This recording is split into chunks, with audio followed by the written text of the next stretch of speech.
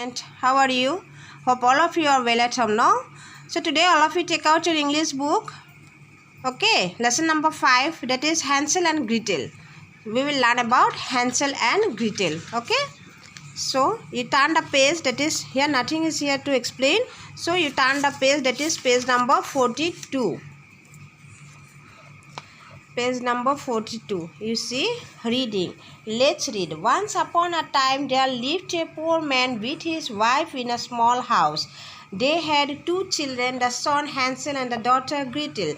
The mother was not kind to the children. She was their stepmother. One night Hansel and Gretel heard their mom tell their father that there was very little money left.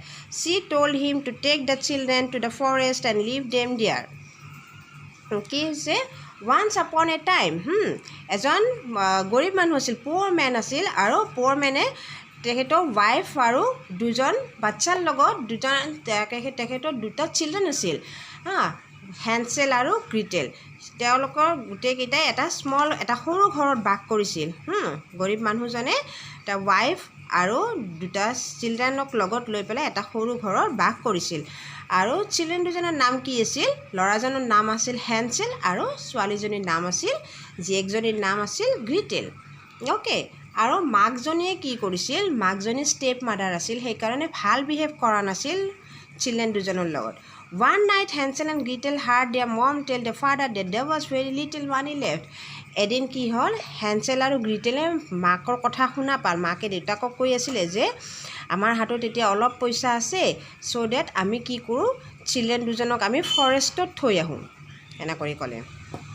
তাৰপিছত কি কৰিল, their father was shocked to hear the plan and did not agree with her. We will starve to death, we have no' money, said his wife. তাৰপিছত যেতিয়া দেউতাকে শুনা পালে এইটো কথা, তেতিয়া দেউতাকৰ মাকৰ কথা শুনি পেলাই দেউতাকে শ্বকড হ'ল।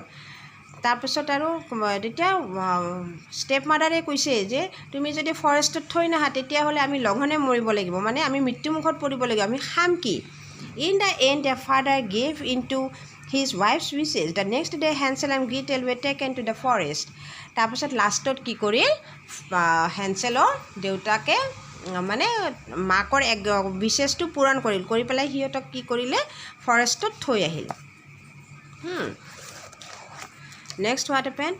As Hansel knew of the plan, he dropped shiny pebbles all along the path to mark the path. Soon they reached the forest. তাৰপিছত হেনচেলে কি কৰিছে, যেতিয়া প্লেনটো গম পাল তেতিয়া হেনচেলে কি কৰিছে, চাইনি পেবলছ মানে পূৰা জিলিকি থকা পাথৰ, শিলগুটি, তাৰমানে পেবলছ মানে শিলগুটিবোৰ গোটেই ৰাস্তাই পেলাই দি থৈ গৈছে, মানে এটা চিন হিচাপে যে আমাক যদি ফৰেষ্টত এৰি থৈ আহে তথাপি আমি ৰাস্তাটো সেই শিলগুটিটো নিচানা কৰি পেলাই দি থৈ গৈছে। সেইমতে তাৰমানে সিহঁতে ঘৰত ঘূৰি আহিব। Children, your father and I will go and get firewood from the forest. Stay here till we return, said their mother. মাকজনীয়ে কৈছে, সিহঁতক বুদ্ধি কৰি কৈছে কি যে আমি খৰি বিচাৰি আহোঁ, তোমালোকে থাকা ইয়াতে, আমি আহি আছোঁ। The children waited for their parents, but their parents did not return. How will we get home? I am scared, said Gretel. তাৰপিছত চিলড্ৰেন দুজনে কি কৰিছে, পেৰেণ্টছৰ কাৰণে ৰখি আছিল, ৰখি থাকি লাষ্টত কি কৰিল, গ্ৰিটেলে সুধিলে, তাৰমানে গ্ৰিটেলে ভয় খাইছে, খাই পেলাই মানে কৈছে আৰু যে আমি এতিয়া কেনেকৈ ঘৰলৈ কেনেকৈ উভতি যাম আমি। Don't worry, I have marked the path with চাইনি পেবলছ, ৰিপ্লাইড হেনচেলে কৈছে চিন্তা নকৰিবা, মই সৰু শিলগুটি ৰাস্তাৰ নিচানা দি থৈ আহিছোঁ আৰু সেইটো মতে আমি ঘৰত যাম। You did, তুমি কৰিছা? Yes, I did. Let's follow the trail and reach home, said Hansel. হেনচেলে তাৰপিছত কৈছে ঠিক আছে, আমি এতিয়া কি কৰোঁ, আমি ফ'ল' কৰোঁ চিনবোৰ, ক'ত নিচানা দি থৈছিলোঁ, আমি সেইমতে ঘৰত যাওঁ। Soon they reached home. তাৰপিছত সিহঁতে ঘৰ গৈ পাল। Their stepmother was not happy to see them. After a few days, the parents took the children to the forest once again. মাকজনীয়ে ষ্টেপ মাদাৰে সিহঁতক দেখি পেলাই মানে মনটো সন্তুষ্ট নহ'ল আৰু ভাল লগা নাই সিহঁতক দেখি পেলাই। কেইদিনমান পিছত আৰু কি কৰিছে, পেৰেণ্টছে আৰু সিহঁতক ফৰেষ্টত লৈ আহিল। This time Hansel could not collect the pebbles. He carried a lot of bread and kept dropping pieces of bread all the way.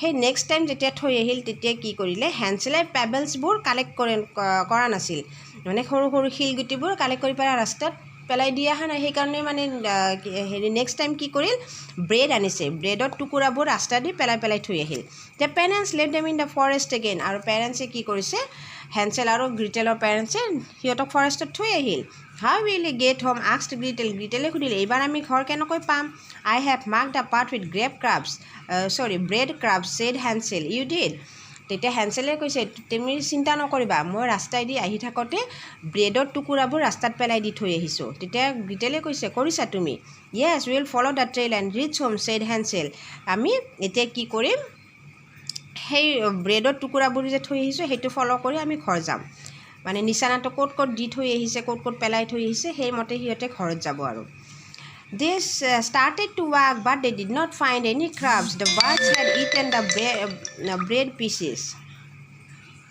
তাৰপাছত কি কৰিলে সিহঁতে ৰাস্তাদি যেতিয়া আহি থাকিল সিহঁতে কি কৰিল they started to walk সিহঁতে যেতিয়া আহিব ধৰিল আৰু তেতিয়া সিহঁতে সেই ক্ৰাবছ মানে কি ব্ৰেডৰ টুকুৰা ক্ৰাবছ মানে ব্ৰেডৰ টুকুৰাবোৰ সিহঁতে কি কৰিল কামুৰি যিটো পেলাই দিয়ে সেইটো টুকুৰা বুলি কয় ক্ৰাবছ বুলি কয় সেই ক্ৰাবছবোৰতো সিহঁতৰ তাতে ৰাস্তাতটো পৰি থকা নাই সেইবোৰ চব চৰাইয়ে খাই পেলাইছে বাৰ্ডছে খাই পেলাইছে tired and hungry they were lost in the forest আৰু সিহঁতৰ ভাগৰ লাগি গৈছে ভোকো লাগি গৈছে সিহঁতে ফৰেষ্টত হেৰাল suddenly they heard the song of a beautiful bird হঠাতে সিহঁতে এটা ধুনীয়া চৰাই গান গাই থকা শুনিলে they began to follow' the bird they saw a hut at the end of the road when they came near the hut they could not believe their eyes the hut was made of cake chocolates and candies তাৰপিছত যেতিয়া they saw a hut at the end of the road একদম ৰাস্তাৰ শেষত যেতিয়া সিহঁতে এটা জুপুৰি ঘৰ এটা দেখিলে এটা হাট দেখিলে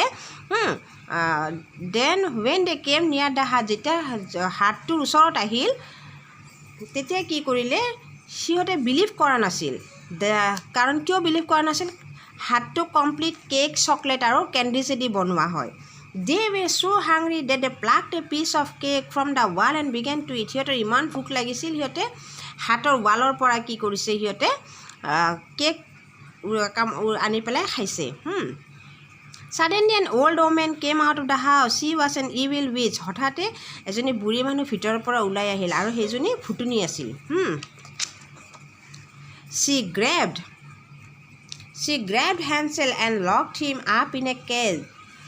তাৰপিছত তাই কি কৰিলে গ্ৰেবড মানে ধৰি ল'লে She grabbed Hansel and locked him up in a cage. তাই তাক হেনচেলক ধৰি ল'লে আৰু পিঞ্জিৰাৰ ভিতৰত সোমাই দিলে She made Gretel do all the work আৰু গ্ৰিটেলৰ দ্বাৰা গোটেই কাম কৰাল In the morning the wicked witch bent down to light a big oven. Gretel pushed her from behind.